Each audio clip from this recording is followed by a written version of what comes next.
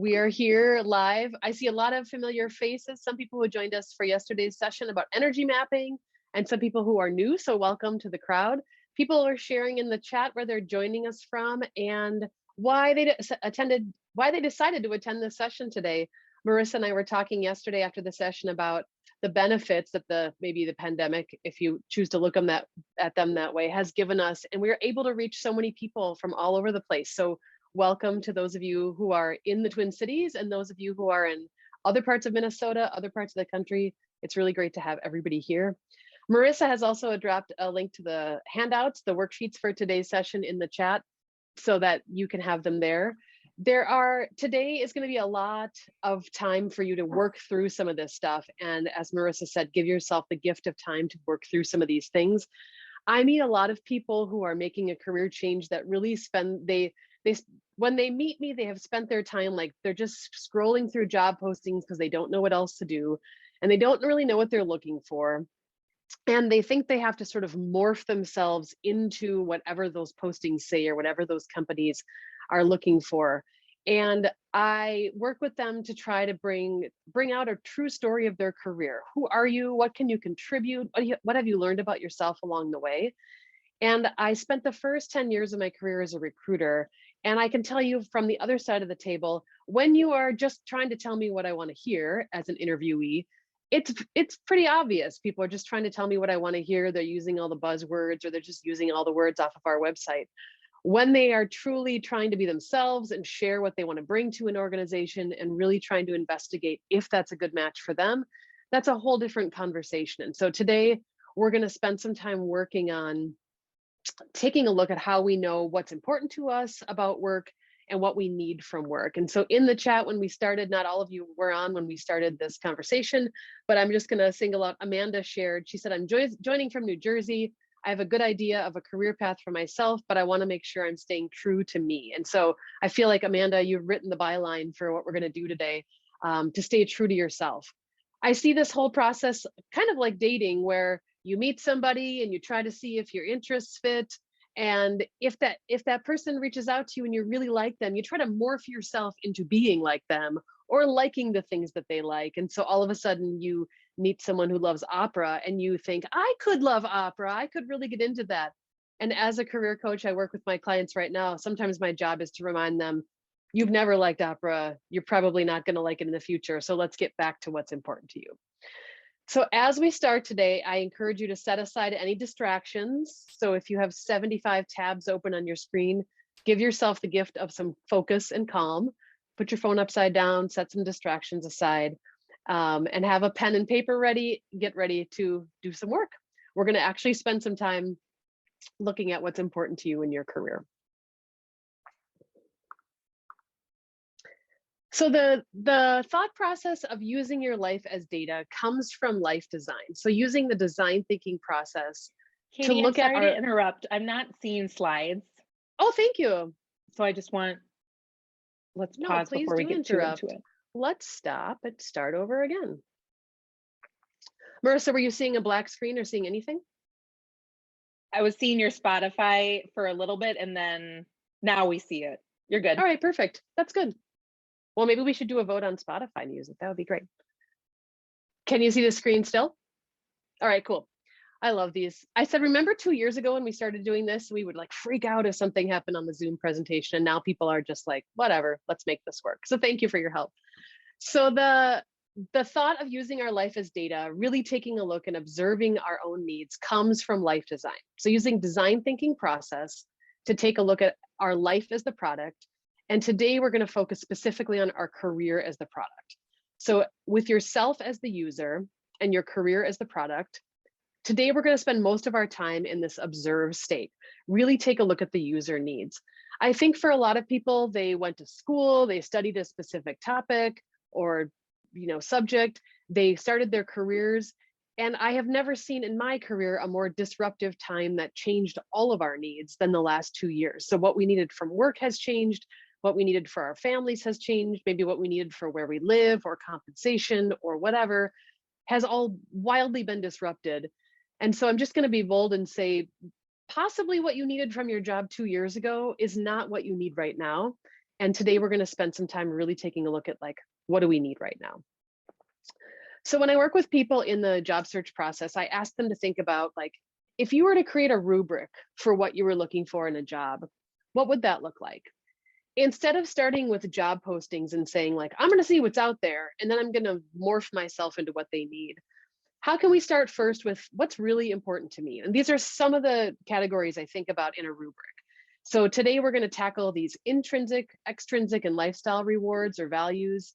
And we're going to look at specifically what you're great at work. But I also want you to consider how the mission of the organization aligns with the work that what's important to you, and also kind of opportunities for growth. So what kind of doors could that open there? When I think about a job search rubric, I think about it like if you're looking for an apartment or you're looking to buy a house, you have kind of your short list of non-negotiables. Like I have to have off-street parking, I have to have 2 bedrooms, and I have to have a place that lets me bring my cat. I don't know, you fill in the blanks for what you would need. And then you have a longer list of things that might be nice to have. And so in the job search process, when I work with people, I really think about what's very, very important to you. I have a lot of clients I work with right now that will only work remote. I have also a fair number of clients that know they need to be back in an office where they're working in a remote situation. They're just like going crazy at home alone. So what are those non-negotiables for you? We're going to find a way to dig through those a little bit today. So one more time, I'm going to ask Marissa to drop the handouts, the link to the handouts, thank you, in the chat, because so I know we've had some new people join. So doing this reflective work ahead of time helps us make better decisions as we're going through the job search process. Because if we don't do it until later, then again, it becomes like that dating scenario where it's like, I met someone and he loves to go to opera 5 times a week. And, you know, it's great because he called me. And it's like, well, you didn't like opera. You still don't like opera. And I don't think you can do that for very long. So I see that happen with clients when a recruiter calls them and it's like, oh, they want me, they want to talk to me. It's not the greatest job for me, but it's a job. In this job market right now, I think people have a lot more choice. So let's get to it. We're going to start in your worksheets with some career values. And I think about them as motivators, like what motivates you to do the work that you do. The first list, the first page is around intrinsic values. And those are the things that you get, I'd say, intangible rewards that you get from working and doing what you do best. And so those might be things like intellectual stimulation. They might be things like the ability to help people. They might be things like the ability to share your creative ideas.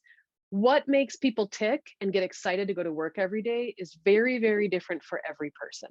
And so we'll first take a look at our intrinsic values and what you need in order to be happy at work. The second bucket is extrinsic values. Those are those more tangible rewards that you get from work. They might be things like travel for work. They might be things like working in a fancy office building downtown, or they might be things like the ability to work remotely. And again, the needs for extrinsic rewards are very different from each person. I think we assume like, well, everybody wants a high salary, or everybody wants to live here, or everybody wants to travel for work. But when we get down to it, frankly, there are some things that people are not willing to sacrifice for a high salary, or some things people are not willing to sacrifice for a work location or what have you, or travel for work. So we're going to take a look today at what's really important for you. And the last bucket is lifestyle values. I think about this bucket as like, why do we work anyway? Like, what does working and earning money allow us to have in the rest of our life? So where do you want to live? What do you want your life to look like? How do you want to spend your time and resources outside of work? So for some of you, maybe it's important to own a home. Maybe for some people, it's important to be a digital nomad and not own a home. I have 2 people I'm working with who want to build tiny houses, and that's what they're driving toward in their life, a value that's important to them. Maybe you want to live in a big city. Maybe you want time to go skiing. Maybe you want time to travel. Whatever's important to you, I think that's important to know that ahead of time as you go into the job search, thinking about your next chapter. So like I said, today we're going to spend some time really getting this work done. And when I work with groups of people, I often say it is a gift for me to give you some time to just work on this. It's things that I think people think they should do or want to do, but they don't set aside time to work on it. So in the worksheets that Marissa linked in the chat and that she sent out ahead of time, there are 3 pages that are about intrinsic, extrinsic, and lifestyle values. And they are on this little grid, this little rubric, what's the word I'm looking for? Likert scale, from 0 to 5. How important are each of these items to you? And so I'm going to ask you to go through and just answer with your gut response. So the first one, for instance, on intrinsic values. How important is it for you to have variety and change at work? Just mark each item on a scale of 1 to 5. And we're going to do the first 3 pages. And I'm going to give you about 8 minutes to work through this for you to take some time to think about what's important to you. So first 3 pages of the worksheets, 8 minutes. If you have any questions, I will be right here. Please share them in the chat, and I'll see you in 8 minutes.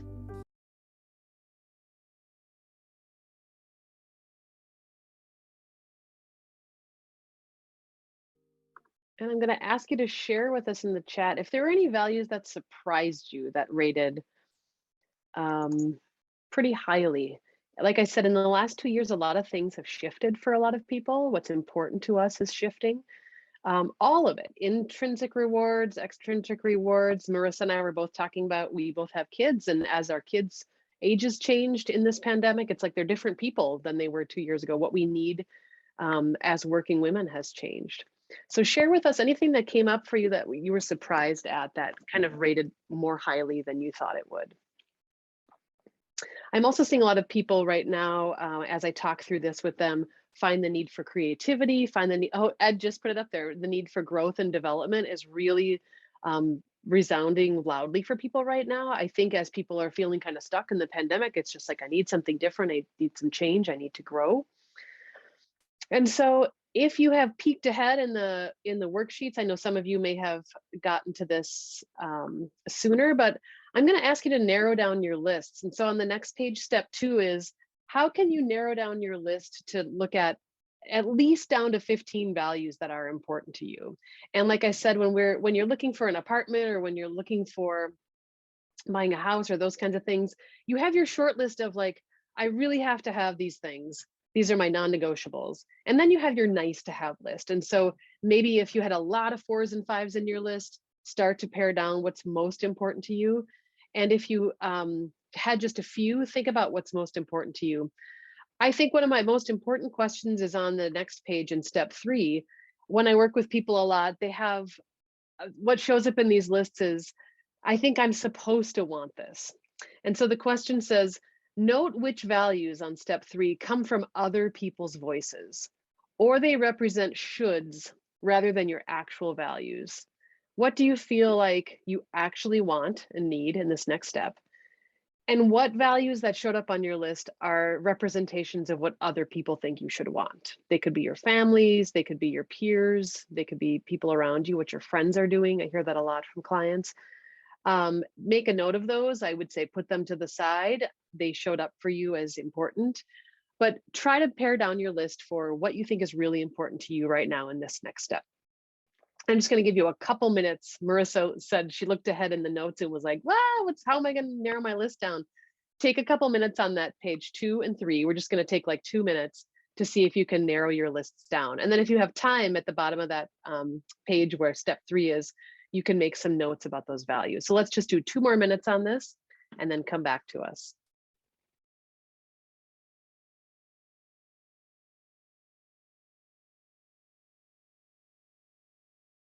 My friend Bridget is on the call, and she chatted me and said that step number 3 is important. I hear that from people a lot, that other people are influencing what they think should be important to them about their career. If you had any interesting ahas that came up in that step 3, that question, what are you hearing from other people that's important that might not be your own? I'd love for you to just share that with the group in the chat. I think it helps everybody to kind of normalize. There's a lot of expectations on us or other people's voices that might be influencing us, and maybe those aren't yours to hold right now. Especially as you grow in your career, it might be time to let some of those go. So if you have any values that you feel like are being forced upon you or being given to you by other people, share them in the chat. We're going to use 2 big tools today to look at our life as data to find out what's important to us. And that first piece was values, kind of what's important to us about work, what we need from work. And the second one is, I call them career satisfaction drivers, or just what makes work interesting to you? What do you like about it? What do you not like about it? Just plain old, what makes you satisfied about work? I found that by talking to people about their careers and their past experiences, there's a lot of information as people talk about their jobs, even the tone of voice that they use or um, the words that they use to describe their experiences is fascinating. I was working with a woman recently who worked in the healthcare setting in high school. She worked in healthcare. She was, I think, a CNA, and she worked her way up. She worked in healthcare after college, and she talked about that time like it was exciting, and I got to choose these things, and I was working toward this, and I was helping people, et cetera, et cetera. And then she chose to get an MBA. And so she went and did an MBA program. And somewhere in that middle of her MBA program, as she told her story, her language changed from I am doing this, like first person, to third person. And it changed, it was very subtle, but it changed to like, well, a company reached out to me and I was recruited and I went into this job and I was asked to do these things. And the whole tone changed in how she talked about her work experiences from I am choosing this, I want to do this, from sort of like I am being asked to do this, or the sort of like the world is happening to me, or my career is happening to me. And so after she went through this whole work history and talked about her experience, I asked her about that language shift. And she, of course, didn't notice it as she was talking, but the way that we think about our past experiences is fascinating. This next activity, as we look at our work history, when I do it with people live, I ask them to start with the very first job they've ever had. And a lot of people will say, I don't really think my first high school job has anything to do with, my next career move now. My first high school job was at Shakey's Pizza. It was a ton of fun. And my answer to that is you still made a choice. You still made a choice about how you wanted to spend your time, what you were drawn to, what kind of work you wanted to do. And I chose to work at Shakey's Pizza, A, because I love pizza and because I love being around people. And there were certainly other jobs that I chose not to do. And so in this next activity, we're going to take a look at your past work experiences. And the next worksheet looks like this: career satisfaction drivers. It asks you to list, we'll just do the last 5 jobs. And I don't think we'll have time to do all of this, but this is certainly something you can do over the weekend or later. It asks you to list a job and then rate it on a scale. The scale is different this time, from -10, which kind of implies that really high level of dissatisfaction, all the way to +10, which implies that high level of satisfaction. Again, use your gut, just choose a number. How did you feel overall satisfaction about that job? And then just list some thoughts about the pros and cons of that job. What do you think led to that rating? And I'll give you an example of a woman that I worked with. So this is a woman that I worked with, we'll call her Clara. She was just a few years out of school, and she did go all the way back to her first job, which also was with pizza. Maybe I attract people that like pizza. Um, and she just gave all of her jobs quick ratings: +5, -6, +3, -3. And she included some significant service work that she had done as well. And she just made quick notes. It's nothing, high level. It is high level. It's nothing detailed about, like, for example, in her first job, she wrote fun people, not too stressful, free food. I worked with my school schedule, many roles. In her current role, she works with Twin Cities Habitat for Humanity, and she wrote real impact, using my skills, regular feedback, ownership of my work, learning, there's a path forward, and she especially likes working on the Habitat Cares team. And so take a few minutes to take a look at, what does this look like in your work experience? And I say work in a broad sense. Work can mean any significant school projects you did, any significant service work that you do, any leadership roles you have in those areas. And I'm looking at the time. Let's do like 7 minutes for this one and take a look at our past work history. And again, we're kind of mining for evidence of what makes us satisfied, but I'll ask you not to overthink it. List the last 5 jobs you've had, write some pros and cons about how satisfied you were there, and then we'll take a look for themes when we come back. So this time I'll see you in 7 minutes.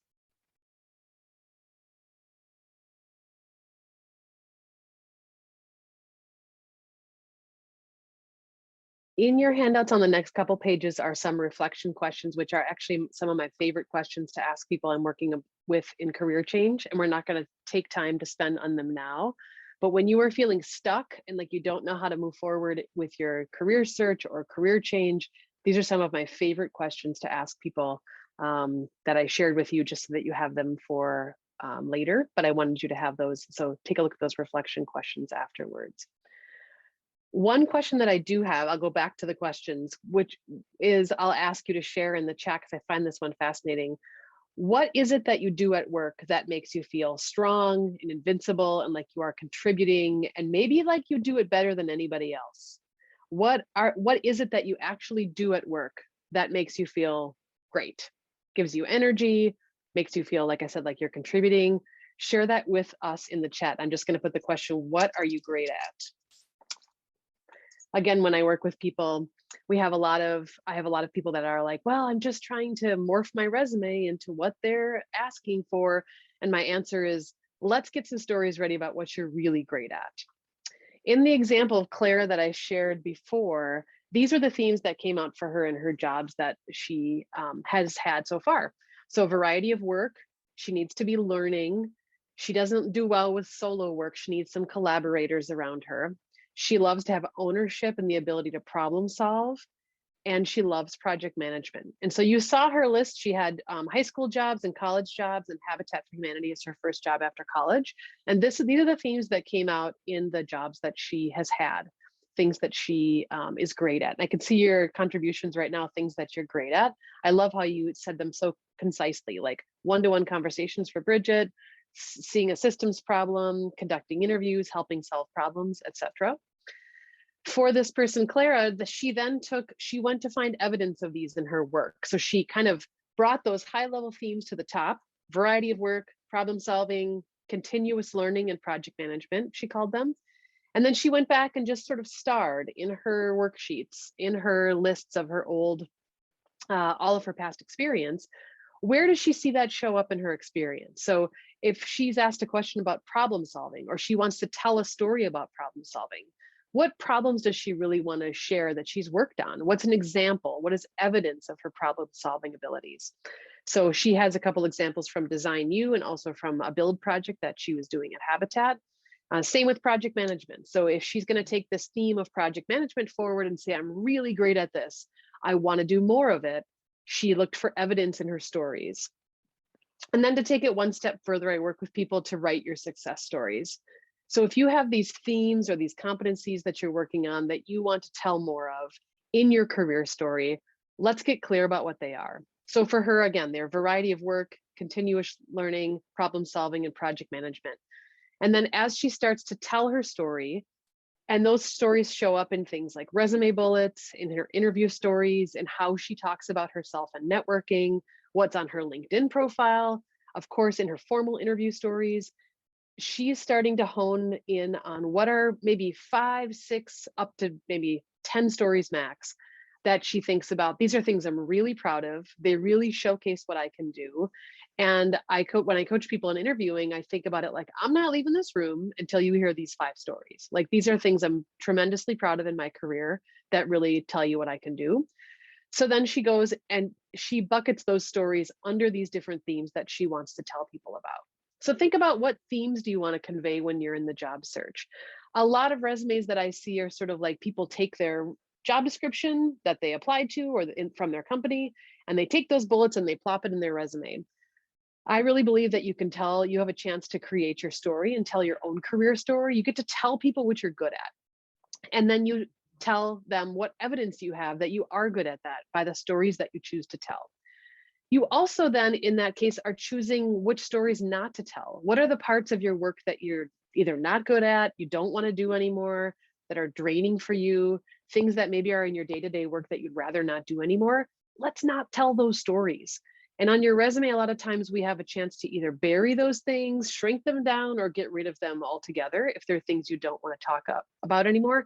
If they're a significant part of your job, obviously you need to have them on your resume, but there are ways to amplify things that you want to talk about more if they're things you want to do more of in your career. So that's how I use these career themes going forward with people. How do we choose the themes? And then you become like those radio commercials that are like 15 seconds long, but they tell you their website like 85 times. I'm exaggerating, but you know what I mean? It's like, I told you I'm a great problem solver. I told you I'm a continuous learner. I told you I'm a great project manager. And every story that I told you throughout our conversation just backed up those claims with evidence about how great I was in my past work experience. So you create the story. You tell them what to think about your experience. I also think it helps you to waste a lot less time in the job search because you know what you're looking for, you know what's important to you, and you know what you're great at. You tell them again and again and again what you're great at. So I'll go back to this job search rubric. When you're starting to think about career change and you're in the exploration mode, please make time for yourself. Make time first to figure out what are you really looking for. Take time to look at your values, those intrinsic, extrinsic, and lifestyle values. If your values align with the company's mission, really get clear on what you're great at and how you talk about that. What evidence are you using? What examples are you using? And then in which direction do you want to grow? Kind of which doors do you want to open for you? I'll just remind you back to life design that I really think this process can be used again and again and again anytime that you're feeling stuck. So in designing your life and design thinking process, we always start with reflection and observation. Like take a look at how your needs are changing. As you change in your career, if your needs change. Also, the organizations around us are changing a lot, have changed a lot in the last 2 years. So maybe your needs have changed based on what's going on around you. Take a look at some possibilities, try stuff out, build on things that are working and scrap things that are not. I think it can save you a lot of time in the process. I will also just share this is how to connect with me if you're interested. I'm Katie Selby, quarter life coach. I love to connect with other people on LinkedIn. I'm a recovering recruiter, and so I love connecting with people constantly.